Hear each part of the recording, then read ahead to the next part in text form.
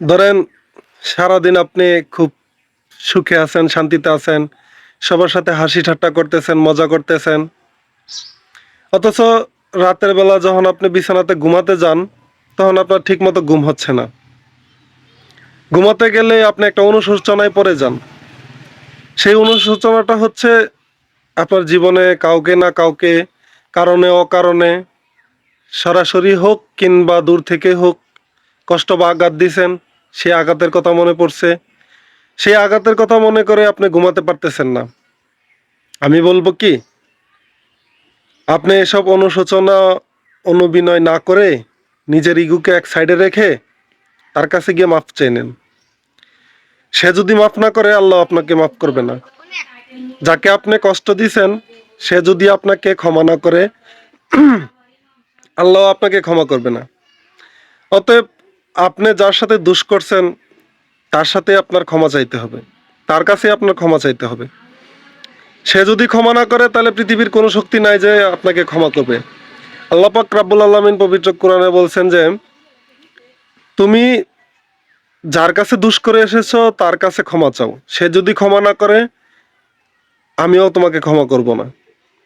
অর্থাৎ এর থেকে বোঝা গেল যে আপনি যদি কারো মনে কষ্ট দিয়ে থাকেন, তার কাছে আপনাকে ক্ষমা চাইতে হবে। আমরা দেখা গেছে অনেক সময় নিজের ইগো বা নিজের অ্যাটিটিউডের কারণে কারো কাছে ক্ষমা চাই না, যে আমি তার কাছে ছোট হব ক্ষমা চেয়ে। ভাই, ক্ষমা চেয়ে কখনো কারো কাছে ছোট হয় না। আপনার এগোকে স্যাটিসফাইড করতে শিখুন, এগোকে এক সাইডে রাখুন, আপনার অ্যাটিটিউডকে এক সাইডে রাখুন, আপনি তার কাছে ক্ষমা চেয়ে নেন। দেখবেন সেদিন থেকে আপনার ঘুম ভালো হবে, আপনার শরীর স্বাস্থ্য ভালো থাকবে, আপনার মন ভালো থাকবে, আপনার মনে কোনো বিভ্রান্তি থাকবে না যে আমি এমনকে কষ্ট দিছিলাম, সে আমাকে মাফ করলো না কি করলো না। আর যাদের কাছে যারা মাফ চায়, আমার মতে সবাইকে সবার ক্ষমা করে দেওয়া উচিত। তার কারণ হচ্ছে, একটা মানুষ কতটা অসহায় হইলে আপনার কাছে ক্ষমা চাইতে আসে, আপনার কাছে ক্ষমা চাই, সেই দিকটা বিবেচনা করে আপনার তাকে ক্ষমা করে দেওয়া উচিত।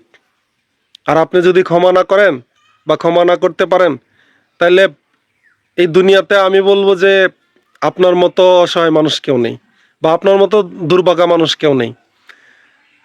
কারণ হচ্ছে, ক্ষমা উপরে দুনিয়াতে আর কোনো শব্দ নেই। আর দ্বিতীয় হচ্ছে, আপনার মহানবী সাল্লাল্লাহু সাল্লাম যখন দুনিয়াতে দুনিয়াদারি করছিল, তখন যে যত বড় ভুলই করুক না কেন, ওনাকে পাথর নিক্ষেপ করেছে যে ব্যক্তি, মানে ওনার শরীর থেকে রক্ত মোবারক বের করেছেন যে ব্যক্তি, তাদেরকেও ক্ষমা করে দিছে।